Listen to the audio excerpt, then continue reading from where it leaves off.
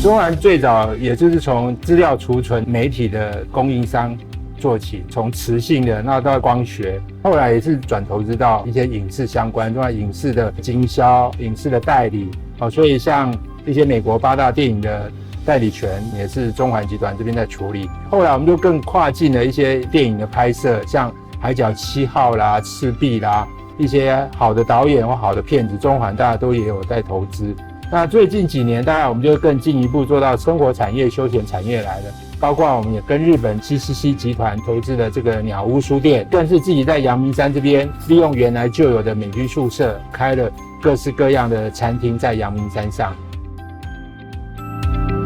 我们公司以前是用微软的 Exchange 2003，微软已经没有再补漏洞，导致说我们寄给客户的邮件都被退件。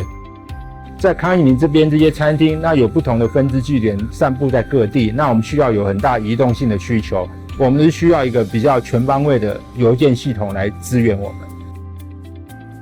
一开始我们也是评估微软Exchange做升级，那我们发觉说微软的 AD 整个 Office 系列全部也要做升级，加起来这个成本是非常的大。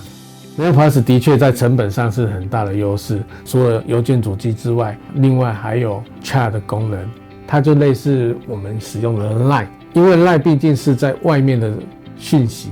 那如果使用 Chat 的话，我们公司内部讨论就不需要流露在外面。除此之外来讲的话，它的操作界面对我们 IT 来讲是比较简单的，例如它有图形化监控，还有主动式稽核，另外呢有结合第三方的厂商做病毒的扫描跟垃圾邮件的过滤，符合说将来的需求。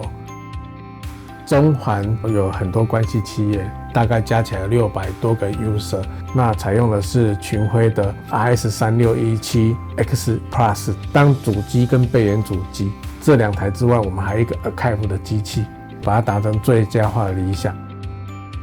对很多企业来讲，成本是第一个优先的考量点，第二个部分可能就是针对它的安全性，特别是我们邮件的部分。将来如果容量不够，它的扩充性也够，不管是安全性、扩充性，或者是资料管理跟备份，群晖应该可以满足我们使用者的需求。